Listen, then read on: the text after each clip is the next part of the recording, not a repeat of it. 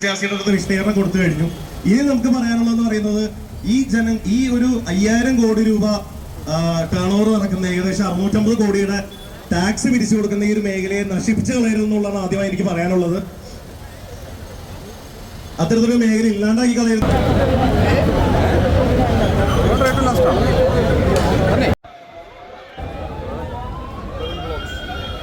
എന്താണ് സാർ ശരിക്കും ഇവിടെ സംഭവിക്കുന്നത്? താങ്കൾക്ക് എന്താണ് അതിനെപ്പറ്റി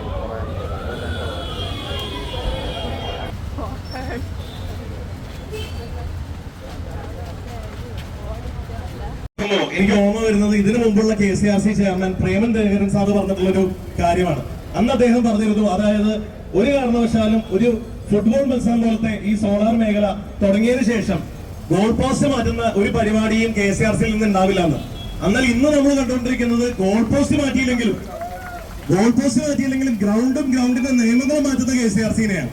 അതായത് നേരെയുള്ള മാർഗത്തിലുള്ള മാറ്റങ്ങൾ വരുത്താൻ സാധിക്കില്ല എന്നുണ്ടെങ്കിൽ അതിന് ചുറ്റുമുള്ള നിയമങ്ങൾ മാറ്റിക്കൊണ്ട് ഇവിടുത്തെ സാധാരണക്കാരായിട്ടുള്ള ആൾക്കാരെ നേരത്തെ പറഞ്ഞ പോലെ ലക്ഷങ്ങൾ ലോൺ എടുത്ത് ഇവിടെ സോളാർ വെച്ചിട്ടുള്ള നാളെ നല്ലൊരു ഭാവി സ്വപ്നം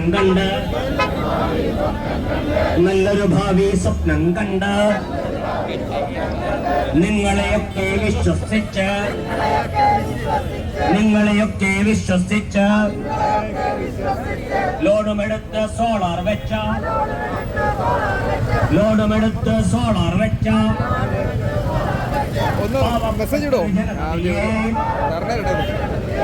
പാവപ്പെട്ടൊരു ജനതയെ